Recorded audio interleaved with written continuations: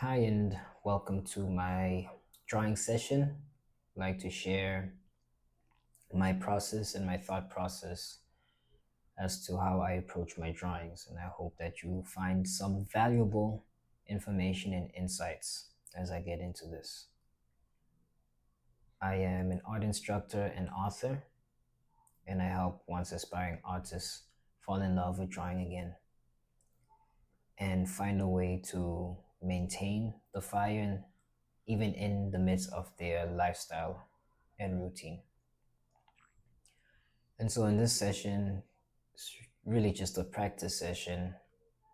I wanted to draw an action scene, and this action scene was taken from a reference photo, um, a scene that was captured in a video game entitled Judgement, which is a game that I enjoyed recently completing. The first one more than the second one.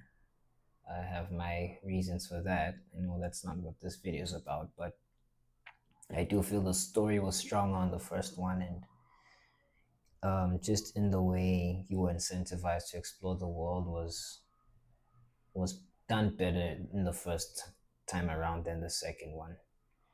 But really great experiences all the same. I'm drawing the main character, and he will be kicking some gangsters' butts. Can't say bad guys, but they are. In any case, you can see that I am starting just with simple action lines or lines of action, however you describe them, and just creating a bare bones foundation of what I'm later going to apply detail over, which is the best way to approach any drawing. And if you notice, I am just putting things down on the page. I'm not concerned about any overlapping lines. I'm not concerned if certain things are out of place because it's not the most important thing to do right now. So they are mapping out the hands. And when it's time to give it more detail, that's what I do. Then things look better and more refined. There is no correct, if I should say, approach into how you draw or where you start. But I believe there is an underlying principle, which is to start with the foundations. I think whether you start with the head or whether you start with the foot or whether you start with the hand is not as important as starting with the simpler form. It's a principle that I learned from my art instructor, Patrick Jones, who is a well known and extremely skilled, passionate, and talented illustrator, a fantasy illustrator, who has worked for many years doing art projects for movie companies, um, adverts, animation. He's worked on animation as well. Worked, I think, for Disney, if I'm not mistaken, if not almost. But in any case, he taught a principle that says simple over complex, which really I describe the same way as simplicity over complexity. And that is to take something at its most complicated form, like the human body, for example, and simplifying it down into shapes, into lines that you can understand. I believe that we've been raised in a world that honors the grind and the hustle and the hard work to the point that we lose sight of how important it should actually be to find something easy to do. There's nothing that we do that primarily is going to feel easy. But once we figure out the way to keep doing it as often as possible, that only encourages us to continue in whatever it is that we are practicing or doing. So, for example, you have myself, I guess, I'll use myself as an example. And I learned how to tie my shoe in a way that I was not taught. I figured out a way which made sense to me, and to this day, that's how I tie my shoes. And I remember when I would tie it in front of people, they would tell me, like, that's not how you do it. But I was kind of confused slightly and didn't care, because at the end of the day, my shoes are getting tied and looking exactly as the other person. Some people do something with the one lace where it's straight up and then kind of do a fold around, and but I just grab both laces and fold them and then tie them in that way. I found it to be a lot easier, and that's the point of the story. The easy way to do it is the best way to do it. It's the fastest way to remember and is the easiest way to keep you going. That is a principle that's true for everything in life. So I've placed the three characters now. You have the two that are facing Yagami, which is his name. He's a detective in he lives in Kamurocho in Japan. And they're facing Yagami, and Yagami has already inflicted damage upon them. And so the one is moving back. And if you notice my lines, what I've learned to capture is the gesture, working with gesture lines. And this is what gives your drawings a lot more flow, a lot more rhythm. It kills the stiffness, despite the fact that I'm drawing from a still image. They say that art imitates life, and I believe that art expresses life to the point where if you were to draw something one for one, like realism, and there's nothing against that, but I feel like there's an avenue of creative expression that's missed when you try to draw something exactly the way you see it in real life, or in my case, from a video game. So I have the gesture lines. I'm now adding some hit effects which do not look like this in the game.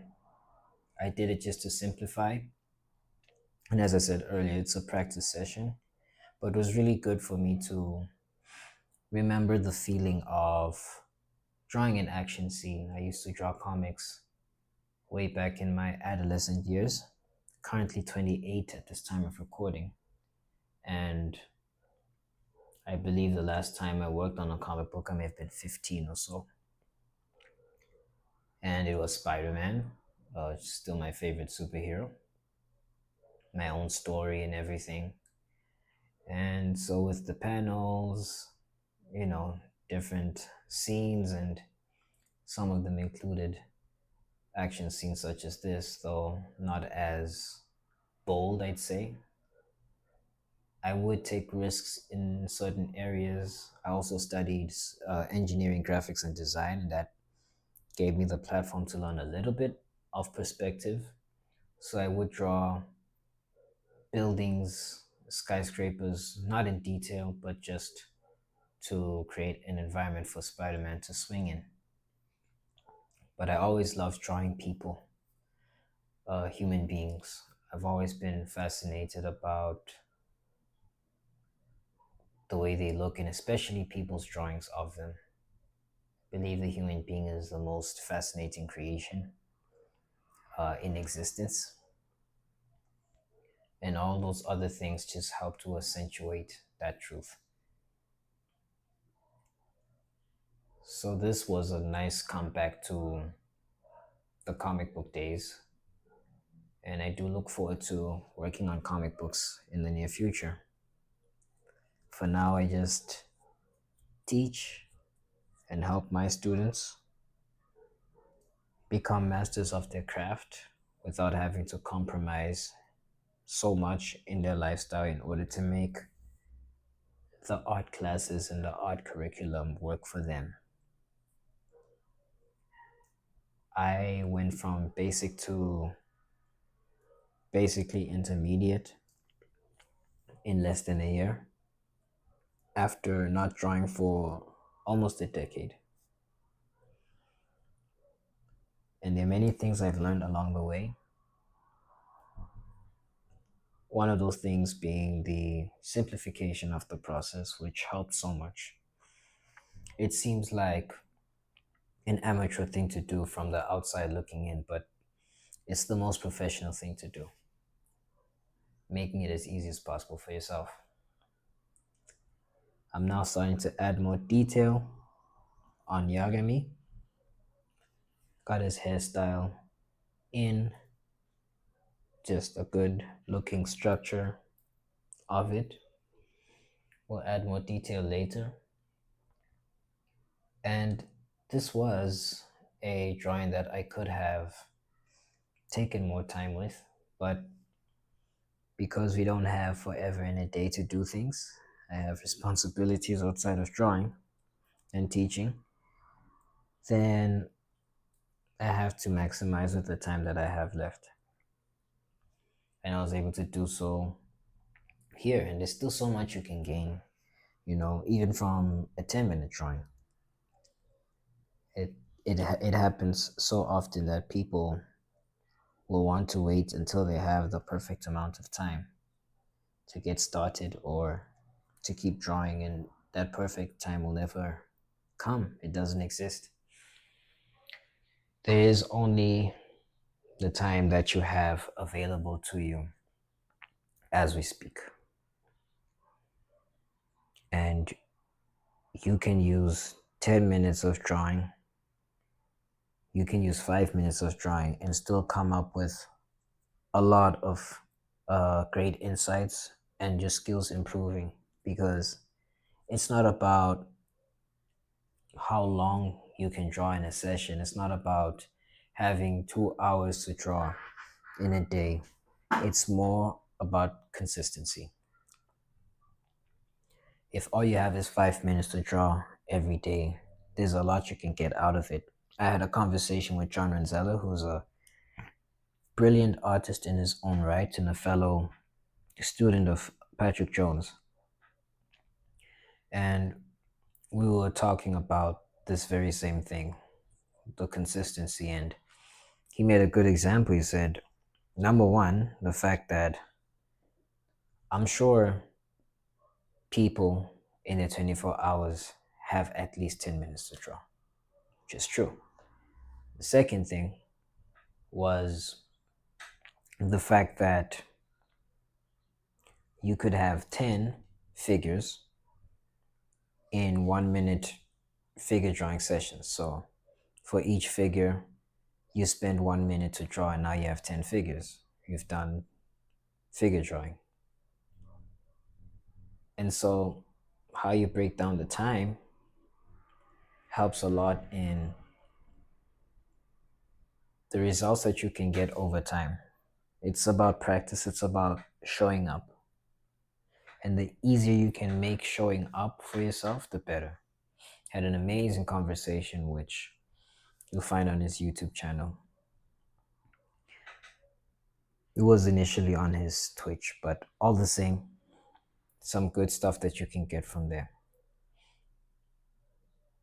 So I'm adding more detail, and if you noticed, I also made some minor corrections to the perspective of the leg that is moving towards the bad guy on the bottom left. And all of this really just depends on how you want it to look in the end. It most likely won't be that off if it's in the ballpark area. And most beginner artists are not aware that it does not have to be so technically accurate. It just needs to look right, look reasonably right.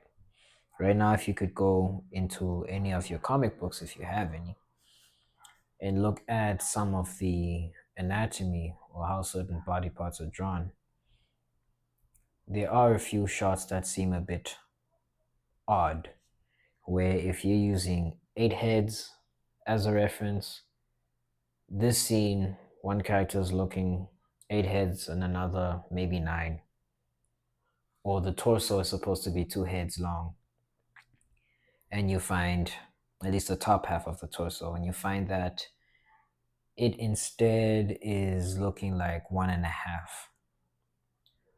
But you didn't pay attention to that when reading because ultimately, if it looks like a human being, then you've got your point. You managed to get your point across. So that's something to have in mind and something to remember when drawing. You don't have to overthink the process. It still is as easy and can be as easy as when you would draw in your childhood days. It's as if you did. And if you ever was someone who admired people who could draw and felt like you are not talented enough, it's not too late for you to start drawing today because it's not about talent. It's about skill. It's about showing up. Even if you have a proclivity to drawing or you have a inclination to desiring to draw, that desire alone is not going to draw for you. It's meant to push you or move you towards drawing for yourself. And the person that may not have that desire as strongly, if they decide that today I'm just going to apply myself into what is scientifically backed as practical steps to becoming a great artist, then that person will see a lot more progress than the person who is depending on desire and motivation and inspiration in order to draw. So I do believe people have gifts. I believe those gifts are meant to be used, but they will not do the part that you have to do in order for it to be realized. It's not enough to say I want to do something, but it's absolutely more than enough to do it, to prove it. You say you love drawing, you say you want to become an artist, then prove it in your actions and how you show up every day and how you show up in the midst of busyness. I'm not here to undermine anyone's responsibilities, but I know that it's possible. It's absolutely possible. Began adding some dark, say shading. I don't know if shading is the right term to use for the jacket. He wears a black jacket. Bottom right character has a darkish, it's like a navy blue. So in the end, it's not going to be as dark as Yagami's. And then some blue jeans that have darker parts. I primarily draw in black and white because it is what I'm most comfortable with or accustomed to. Color theory is a whole other discipline in which I look forward to getting deeper in. But even if you don't know how to color, but you learn the fundamentals of drawing, then you at the very least have a drawing, right? And having a drawing for me is better than having nothing at all. If the other option was to wait until you know how to use colors. So now I'm adding more. Bottom left character has some darker part of his jersey or sweater. I don't know what's the best way to. Maybe it's a baseball jacket. I feel like and the sleeves are a little gray. But all of this will start to look a little more refined as I get to the end. But for now, it's just step by step, getting things closer and closer to the vision that you want. It's amazing what kind of work can come out from sketching, like just having a session to sketch and not necessarily a session to impress anyone, not necessarily to wow the crowd, not something for your portfolio, but something for you. I drew this for me. I wanted to. And for a time, I must admit that I've been doing a lot of practicing, a lot of teaching on my YouTube videos, on my YouTube channel, that I haven't taken as much time to just draw the stuff I like with the skills that I've gained. Here and there would do it, but not to the level that I have now, where video game I like, video game character, and draw. There's another drawing I did of Yagami on a live stream, and I was really happy with the way it came out. In that live stream, I also go over some of the thought process in how I draw and the best practices that I've learned that can take any artist from beginner to intermediate or even master, actually, beginner to master in a short frame of time. I have been learning how to draw again after nearly a decade, not by attending an art university, all at home, according to my pace, according to my lifestyle. And not much in my lifestyle had to change in order for me to draw consistently and get results. I know I'm not the only person who has had the struggle of balancing what they need to do and what they'd love to do. And I'm here to tell you, as a witness, that it doesn't have to be either or. It can be both and. And that's what I help my students get in their lifestyle where breakthrough is concerned. The right way to draw, the easy way to draw, that gives you results, that makes you create art that you'd be proud of all around your lifestyle. It's amazing what technology has allowed us to do today that we couldn't in the past. Because if I'm looking for inspiration, all I have to do is look on the internet. I don't have to think too hard about what kind of picture from this video game that I would like to draw. I can simply look at what's already there, draw that, get whatever insights or lessons that I need from that, and grow. And in that time, I have been enjoying myself,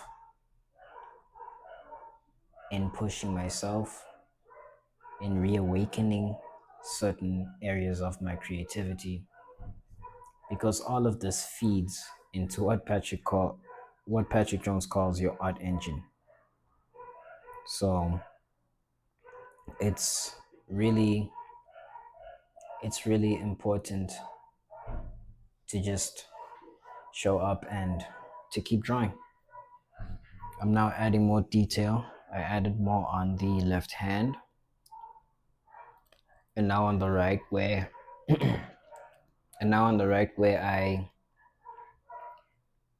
had a bit of an issue, and so got the kneadable eraser out and just cleaned it up a bit. Same with the face, which I then fix a bit later. My art instructor, he avoids that like the plague, and not because he demonizes erasing. I understand where he comes from, and I echo the same sentiment, but there's no rules to this thing. If I feel like I don't want to see that right now, I know I can make it better, then that's what I'm going to do. But many times in other drawings, I just leave things as they are and look at what I did wrong. Look at it as an opportunity to do something better, to make something better. And so, as you become more skilled, and depending on the nature of the project that you're making, if it's just sketching, then it's not as important. But if you are working on something that's either for your portfolio, you're working on an art piece that you want to present somewhere, you're working on a comic book, then it matters to erase where eraser is needed, but not to use it as a crutch or use it as something to reaffirm a lie in your mind that you're just not good enough and that you're only erasing this much because you're not talented. You're only erasing this much because you're just an amateur and you're a beginner. It's like, no, there's no such thing as a perfect drawing, anyways. So it's good to embrace your mistakes. It's good to use them as a moment to reflect on what you did right and what you did wrong. Most artists only look at what they did wrong, and it's easy to point out our flaws. But what we did right also needs that kind of attention, because what's going to keep you going is not the bringing yourself down. It's not focusing only on what you got wrong. It's also acknowledging what you did do right. And that's important. It's very important. I don't see any way that anyone who is an artist can healthily and significantly see progress in their drawings than doing it that way. Yes, I need to get better with perspective, or yes, I need to get better with foreshortening, but my gesture lines are good, or I managed to get this right. I managed to get the feel of it right. Things are not so out of place as they were in my previous drawing. The shading isn't too much, right? There's so many things that you could look at, even in the simplest of drawings, where you can acknowledge what you've done right and also acknowledge what you didn't do right so that you can work on it next time. And that is the natural process of developing a skill. It's the natural process of growth. And just made me think of something, that we have so many skills. We don't even recognize or think of some of the skills we have to be as skills, and yet that's what they are. You look at the ability to walk. One, it's an ability, but a skill is what I'm speaking about, which is also another funny word because I live in Brazil, and there's certain words that, when translated directly, doesn't translate properly.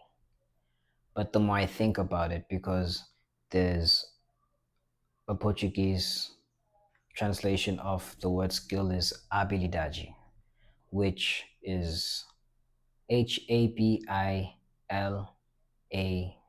habilidade, Habilidade, if I'm not mistaken. I could have just had this written on the video, but bear with me. And if you think about it, it kind of sounds like ability, and it has to do with ability. So I believe skill and ability um, really are like synonyms to a degree. But in any case, the ability to walk, right, was something that you had to learn and master. We have the potential to grow skills and develop skills, but developing skills is a process. And oftentimes, in the beginning, we make lots of mistakes. And that was the point I was making. when learning to walk. All of these are skills. The skill to eat, when you first put food in your mouth, you couldn't do it your own. Your parents had to feed you, most likely your mother. But now you don't even think about it. Now you do it automatically. And that's also another way to define mastery. I love the way Myron Golden describes it, and if I'm not mistaken, it's the ability to do a thing without the use of conscious resources. The ability to effortlessly execute a task without the need of conscious resources or without the use. And that's just powerful to me. It's a bit of a mouthful, but when you take the time to digest it, it's the best way to describe what mastery is. So we are masters of so many things. And we were born doing absolutely nothing, with the ability to do nothing but sucking from our mother's breast to get milk. So who's to say, if you've never drawn before, that you can't start drawing now? Who's to say you can't write a book because you've never written a book before? Who's to say you can't make music because you've never made music before? You can't sing right now. All of these things can be developed.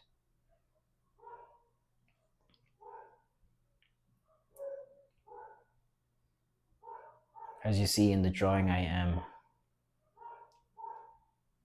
added more detail to the genes. I'm giving more attention to Yagami as well. And then I proceed and go to the other characters. And where I feel like more could be done, I just head back to that certain character or the certain part of the character's body and work on that. Like I said, there are no rules for where to start or how to start. Start where it makes the most sense. Some people use a block-in technique, which is first framing the picture into the page so that everything that's supposed to be in there stays there, so that nothing is spilling out of the page that wasn't intended to, and what was desired to be captured and put on the page is sure to get in.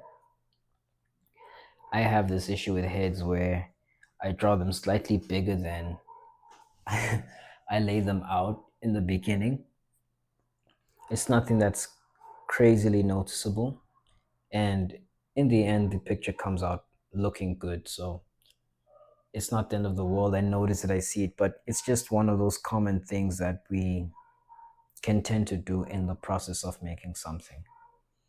There are those who might put too much salt in their food whilst it's still cooking, and find a way to always correct that.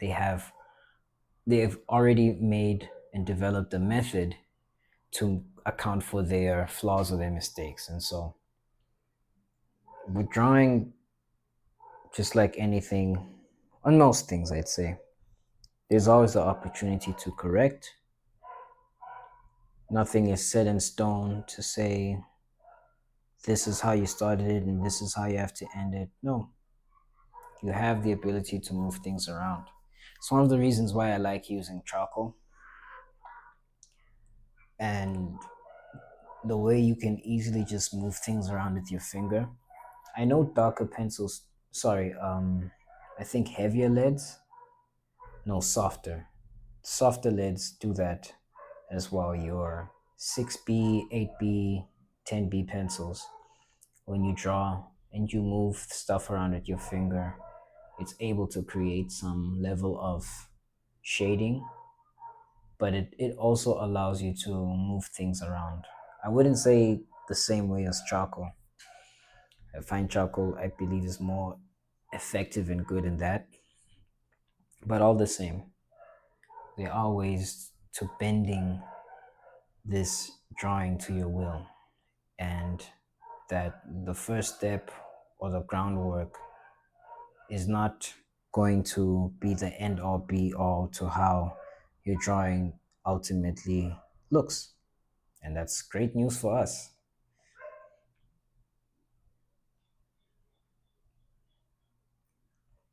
As I was drawing this picture, I decided to add some background, which you'll see me get into soon enough once I'm done with the characters.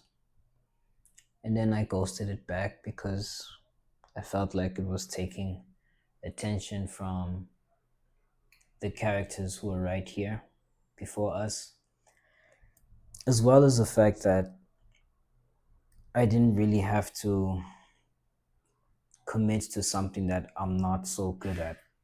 I have a very basic understanding of perspective, and I look forward to getting deeper when it comes to that because it's crazy. Principles, all principles are microcosms of one another. So, whatever I learn about perspective is going to help me draw the figures that I draw really well, but even better with a greater level of understanding. My shading work is also okay. But once I go deeper into how shading works, that gives me more control and understanding to better effect and effectively like show the work that I want to create. It gives me more creative control. So it's good to learn and never stop learning. There's no arriving when it comes to drawing. Absolutely none. The moment you feel like you've arrived, that is the beginning of your downfall. And that's different to being in a plateau because a plateau is a very normal step and a very normal moment in everybody's growth in anything. See my head, my face. I'm trying to get in there and get more detail. Perhaps I'm gonna zoom this just so you can see it better. In which case, if you're hearing this and I haven't taken it out, it was a decision made along the way. Thanks for sticking along. Because I know from here you're not gonna really get much information. And so I'm almost done with Yagami for the most part, and will then resume on the other characters. I'm using a kneadable eraser just to clean up the face a bit. There was some line work I did where it's a bit too dark, and I wanted to draw the eyes a bit better than how I laid them out. Sometimes you find yourself drawing harder than you intend to, but there's always an opportunity, like I said, to correct. And so, not the end of the world. Just look at it, see if you don't like it, make it better as best as you can, your current best. And your current best is not your best ever. So just do what you can and keep learning and keep growing and keep learning from people who already know what you'd like to know, who've already achieved what you desire to achieve. It's a funny, I wouldn't say paradox, but it's definitely ironic. The fact that we tend to not want to achieve or pursue our dreams because somebody already did something that we had an idea about. And yet, if that's the case, that should incentivize us more to doing it because it's proven to be successful in the real world. Then it'll definitely be successful if I do it. There's no such thing as being original. All of us are inspired by someone or something that already exists. And we may want to interpret something in our own way, and that still has value, but that it's never been seen and never been done before, there is nothing new under the sun. It might be packaged differently, but ultimately, we're doing the same things. You ever seen that meme where they showed how we went from a tablet to a scroll to like a cell phone and then back to a tablet, that you can scroll? Is just kind of playing on the fact that, wow, we found ourselves back there. And yeah, because there's nothing new under the sun. There's like human beings doing something new is not a new thing, you know? And oftentimes it's things that we can recognize or seem familiar to us. Therefore, is the point about making something that's never been done before? Or is it about making something you've never done before? The most important thing, I believe, is for you to pursue what you desire. There are people who are waiting to hear your voice and hearing what you have to say and seeing the value that you're going to put out into this world. They just don't know that you exist yet. We have a lot of value to give,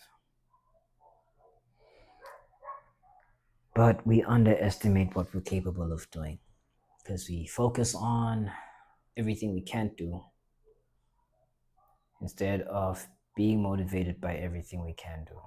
And one thing you can do is learn. One thing you can do is grow a new skill. That's not something that's taken away from you. It's a choice, it's a decision. And you can absolutely, at any moment in your life, decide that's what I want to do. So, what do I need to learn in order to get there? I've started adding more detail on bottom left character. I feel like because I just finished with Yagami temporarily, that the natural next person to go to was who was closest to him, at least from this point of view, right? Because perspective.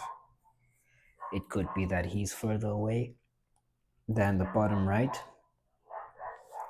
but in terms of putting it on the page, he's much closer to Yagami. I'm now adding a bit more detail, getting his left arm in, what's visible. I'm adding lines to just properly make distinctions between the layers of his clothing.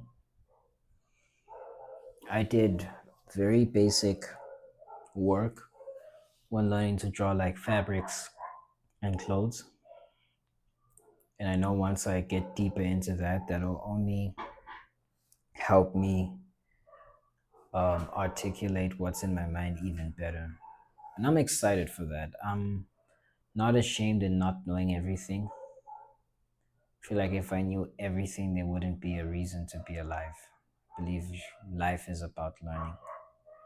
And if you're not learning, you're not living.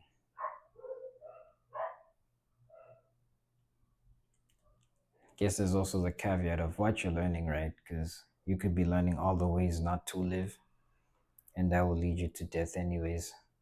And death before your time. Death while your eyes are still open and your heart is beating. You're just going through the motions, just living a life, but not living your life. And you can live an absolutely good life. I've been humbled by the Lord and how far He's taken me, me and my family as well. My family being my wife and children. I have two girls. And I've just been blessed to have been guided and encouraged and motivated to go for what I felt, what I was created to do. And it's more than just draw. because this drawing stuff, all of it is it's an avenue of the ways that we give and create value to the lives of so many people. You don't have to heal cancer in order to do something meaningful in your life. And that's no disrespect to those who work on cancer patients and work in the medical field. But I'm pretty sure even those medical people would tell you if they didn't have any alternative or any other means outside of their profession to indulge in, whether it's a recreational activity or whether it inspires them in ways that you would be surprised, they would probably be a lot more miserable. So never feel like the role that you play in this world is unimportant or irrelevant. All of it plays a bigger role in the bigger picture of life. It's like symbiosis.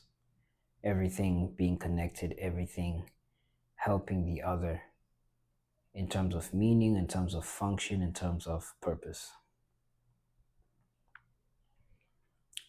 I don't know anyone personally in my life, but I wouldn't be surprised to encounter somebody who was inspired by a comic book hero to then either become a police officer or a doctor, a surgeon, saving lives, right? Because that's what it teaches. Sometimes music saves people's lives. They either want to get into suicide, commit suicide, and that's a tough subject, but it's something that's real. It's something that happens, and because of a certain song, they felt the strength to keep going. So never look down on the value that you can give. You'd be surprised. You'd be surprised as to how much of an impact it can bring in someone's life. And so many more.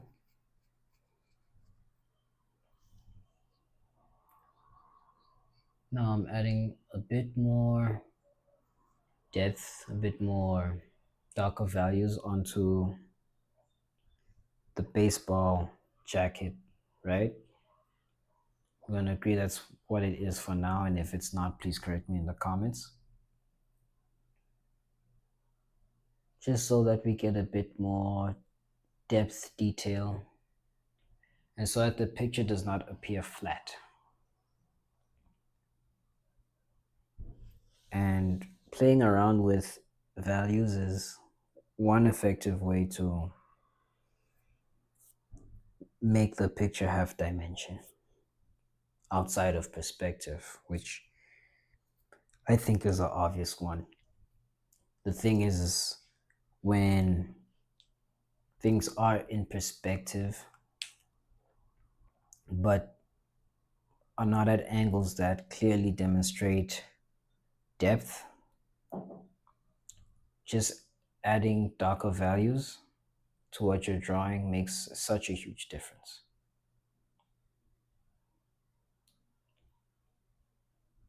So that's what I'm doing with these guys.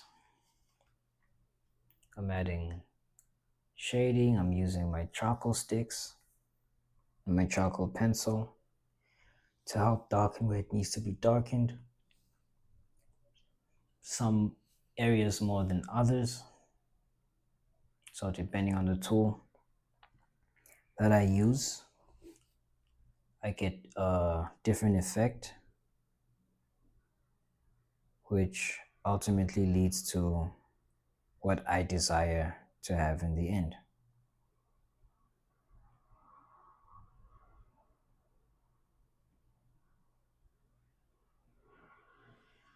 I really like to draw, and I'm so grateful to be back drawing like never before in my life and better than I ever have, and having the same level of fun, if not more.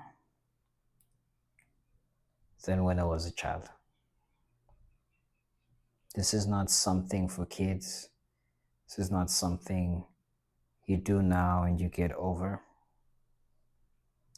This is a lifelong gift and a lifelong skill. I truly believe that. And you see it all around you. It's not by accident that God has given you a genuine interest in this area, regardless of what inspired you,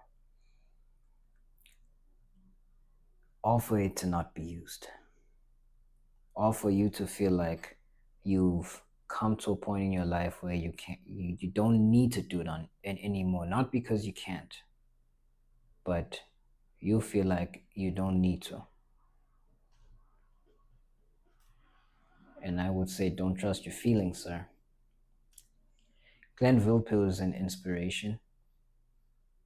He is much older than I am. One of the oldest artists that I know that are still alive. I know there's someone who's Boris Vallejo as well. I don't know if he's still trying as actively as he used to in the past, but these are people who I've seen in as recent as within the past year that are still actively drawing and still actively teaching. Like, there's no point in your life where I believe you should stop doing what you love. It's part of what excites you to wake up and get on with your day, endure the things that you would prefer not to go through. A place for healing, reflection, a place to inspire you or to express inspiration, because we get our ideas from real life, right? So that's something I don't believe anybody should sleep on.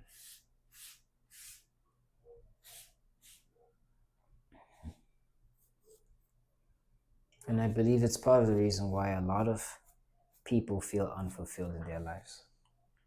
It's because they've been trained by the powers that be to undermine or undervalue the very thing that gives them one more reason to keep going and keep living and keep dreaming and keep soaring. I believe our gifts, they exist to help us in fulfilling our purpose. I don't believe our gifts are our purpose, but I do believe that they serve a purpose, and that if we neglect that, then we are not ever going to feel fulfilled in our purpose, regardless of the results that we can produce. You might be somebody who has created a successful business or is an excellent employee, excellent worker, excellent student. But deep down, you know that it's not enough. There's something more, there's something missing. And if it's drawing that you used to do that you've abandoned, I believe it's time for you to come back home. I hope that this video then inspires you to do that. Not in so much as to what I'm drawing, but that I'm drawing. And with all the insights that I'm sharing along the way. This is the first of what I hope to be a lot more videos of just me sharing my drawing sessions rather. Getting into the mind as to what goes on in my mind, why I made certain decisions on a piece of drawing, the best way to think as an artist. All these things, the mistakes I've made, the examples that we can draw from that will only help us to remain committed, engaged, and creative, and passionate, loving every bit and every second of what we do.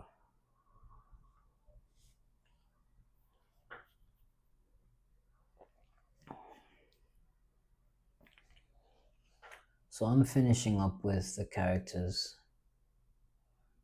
more or less, at least for the sketching session. It's because I know that I made a few changes, though I can't recall whether it was post recording this or it was during the recording. I guess we'll find out. I am literally narrating over the work I did, and so I don't remember every single second, but as I'm watching along with you, I'm sharing what was going on in my mind. And now with the effects, decided to add a bit more detail. That one I know I didn't commit to it fully. I was just trying to create, more gesture and more movement to signify that he's not still in space. Because as you begin to add more detail onto characters, it can often happen that you lose gesture. So anything that can kind of keep the gesture or bring it back is useful so that there's still that flow. And I look at Yagame, I say he has the most flow than all the other characters, then followed by the one I'm working on now, which I'm giving more detail to the hair and the head.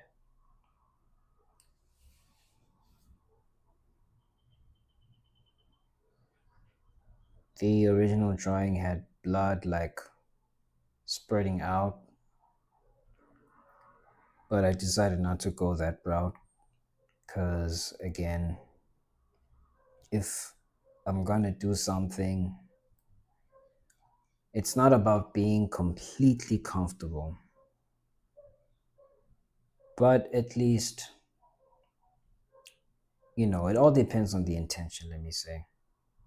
I don't know that I would have shared this drawing um, just because I haven't played with that, though I know other sketching sessions where I would have. So it all comes down to intention. And I didn't intend to work on something because, again, this was just remembering now, this was because I hadn't drawn anything like this in a long time.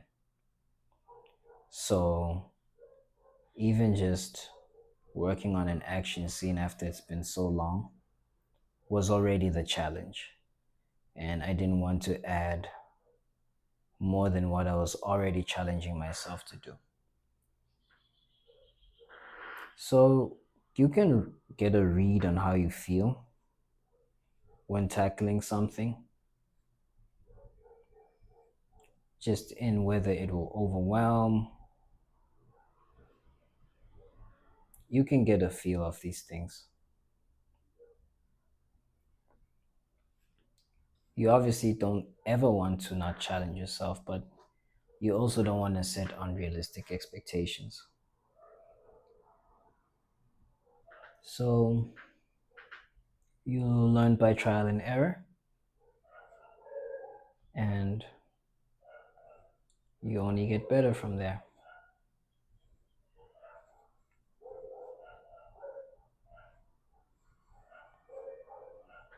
There's no other way to learn other than through the process.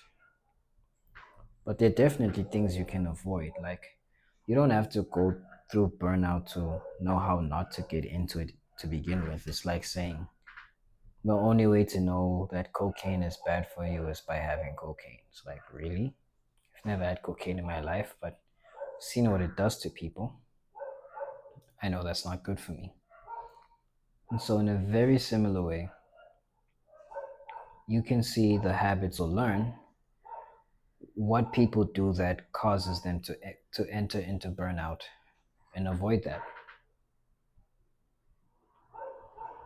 And that is something then you didn't have to go through in order to learn and understand is a bad idea or a bad approach when it comes to your drawing. Is something that is actively working against what you are actually working towards. Having that understanding is what's going to then make you appreciate and you see from people who were not able to overcome burnout or fell into it, what it does to them, how it demoralizes them, how it makes you anxious and not excited to draw when that's something you should be feeling, at the very least happy, you know, but not anxious. And you can imagine the kind of games that are being played in your head when this is going on. Is this really something for me? I believe so. You just gotta learn how to do it. It's like marriage as well. People want to get married, but there's a way to live. There are things to practice, there are things to stop doing and stop engaging in and stop consuming. Upon being married, that's only going to serve your marriage as opposed to working against it. And you don't have to go through divorce to learn that. You simply need to follow people who have already ran where you want to walk. They've already left a path. Success leaves clues.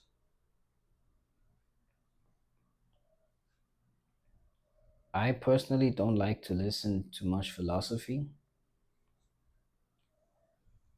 I prefer practical results. I prefer what can be seen from evidence. That I should listen to you or I should consider what you have to say.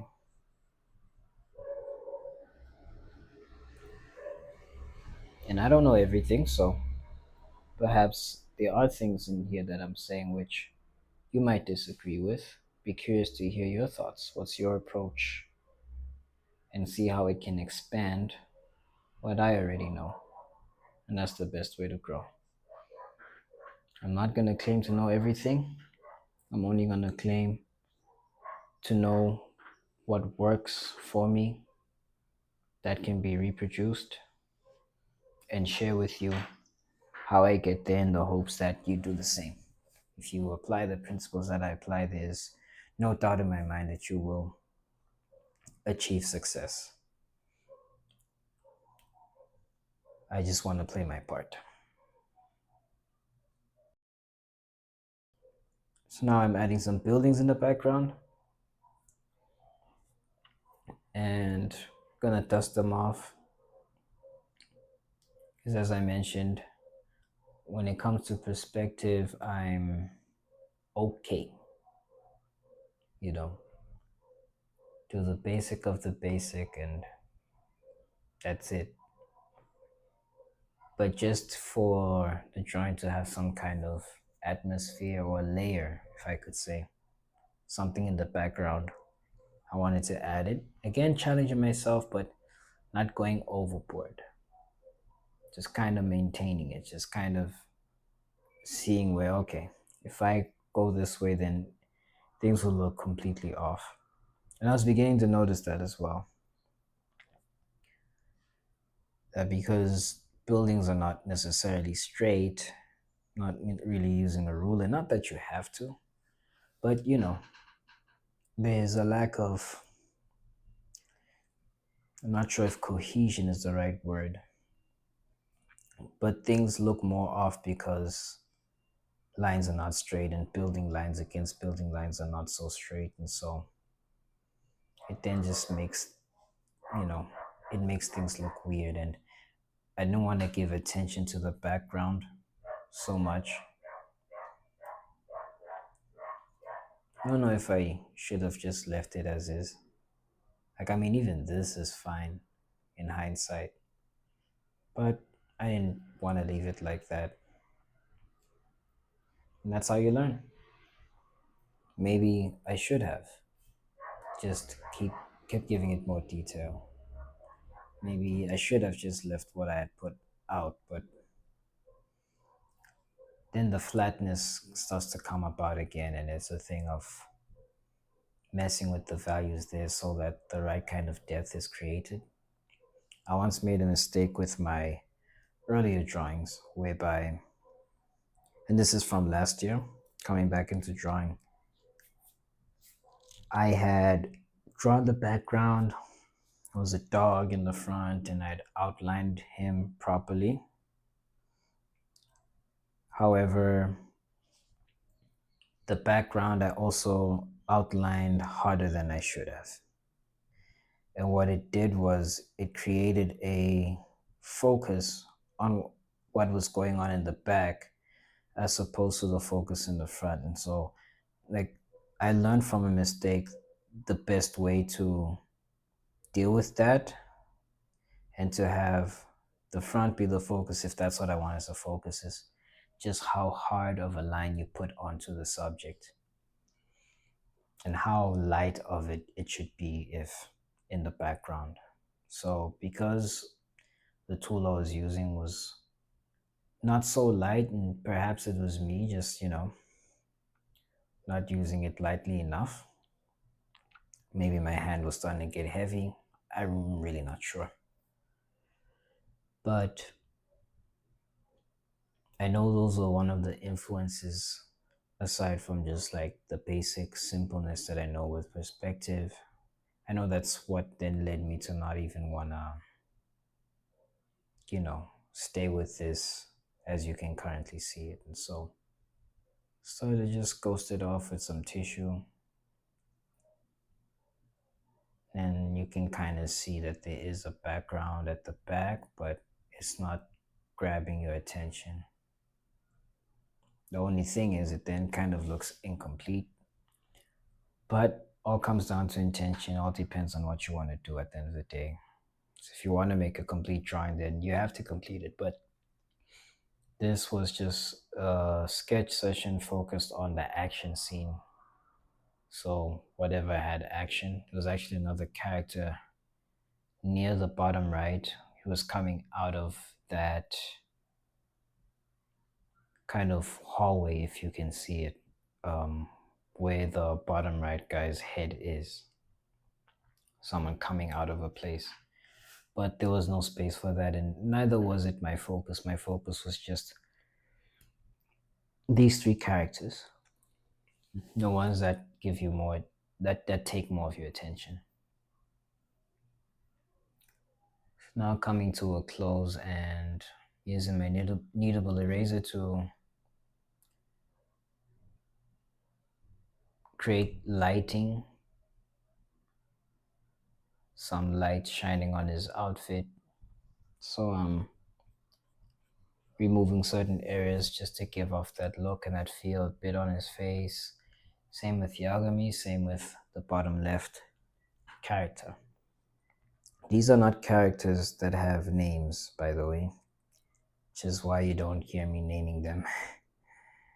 These are just henchmen, one of so many that you fight in the game, and they often look the same, which is, normal when it comes to video games, the budget and resources that you have. And most of the time, we don't even question it as gamers. And by question, I don't mean we don't notice it, but it's fine. It's just a game. There's also an argument to be made where we do resemble each other, and we've seen so many doppelgangers.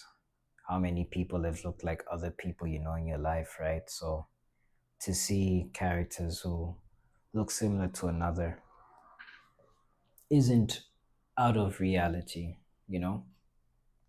but it's definitely more obvious in a video game because the rate at which that happens in real life is not the same as in a video game. So, but there's an argument to be made. That's all I'm saying. I wouldn't blame the person who was like, well, people in real life, etc., doppelgangers and all, and they're fine with that. But it's going to be interesting to see how much more unique characters become with AI. Um, I had the privilege of working on a project that was messing around with AI, and I got to see the ways in which even people like Hideo Kojima, were talking about AI making AI making players' experiences with NPCs that much more personal, where different to um, Red Dead Redemption 2, where you can antagonize or you can, greet somebody respectfully. There's a bunch of lines that you'll always hear again and again. But with AI and the way you play and how you talk and what you say, you can have very unique encounters and experiences with them. So I know there's a lot of potential to make then the NPCs that much more personal. I don't know if personable is the right word, but I think personal to the player's experience. Yeah. There I was using an electric eraser. I was trying to create some, you know, I was trying to make the chain shiny as some kind of chain that he wears. Nothing heavy, just more like an accessory. But I didn't get it in the way that I would have desired. And then it becomes the next step of how do I get it in the way that I desire? And it's all through the amazing, beautiful process of trial and error. Don't be afraid to try, don't be afraid to take a step.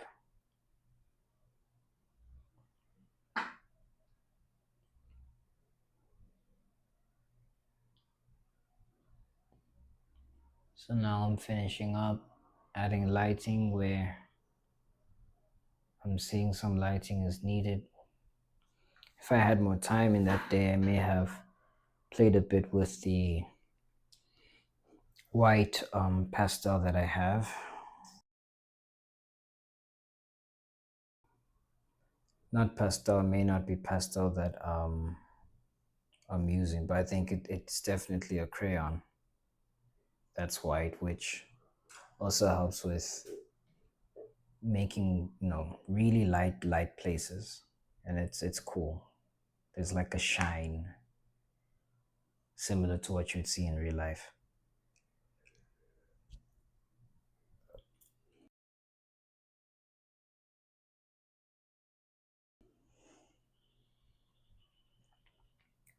So I'm wrapping up, messing around with values. I could have made the jacket a bit darker just so it could be created distinguish between the jeans and it, but I'd like to believe it can be seen that way, that it's not so, it doesn't look like they the same material or the same color from my point of view, but maybe it's because I already know how the original reference looks. But I did think about that, and will look for all the ways in which I can make my drawings look better.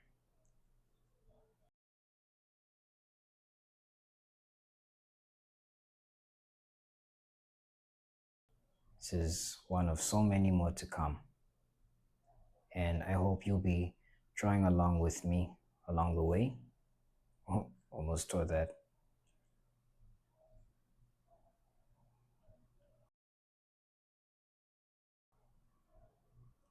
And so until I see you on the next one, take care. God bless. Stay drawing. Stay dreaming. And we'll see each other on the next one.